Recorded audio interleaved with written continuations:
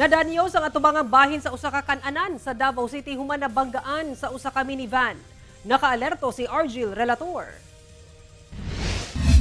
Nahanaw na ang glass wall sa atubangang bahin ni ining Japanese restaurant sa Ponciano, corner Palma Hill Street sa Davao City. Nabuak man gud ang glass human nga nabanggaan kini og minivan Miyerkules sa buntag. Nagbanaw sab sa sulod sa restaurant, sanglit lakip sa nabanggaan ang koneksyon sa tubig.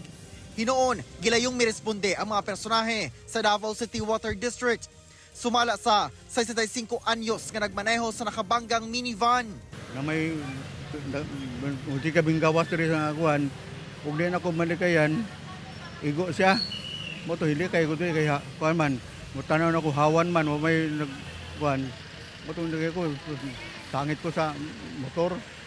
Mo to inditso ko diri. Maayo na lang kay minor injury lang ang nahiaguman sa driver. Maayo na lang sab matud pa nga mibalhin og pwesto ang tulo ka mga customer nga unang naglingkod doon sa nadanyos nga glass wall. Hinoon sumala sa tagdumala sa maong restaurant nga midumili na nga miatubang sa kamera.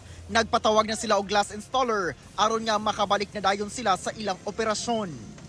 Kauban si Jojo Solartes sa kamera.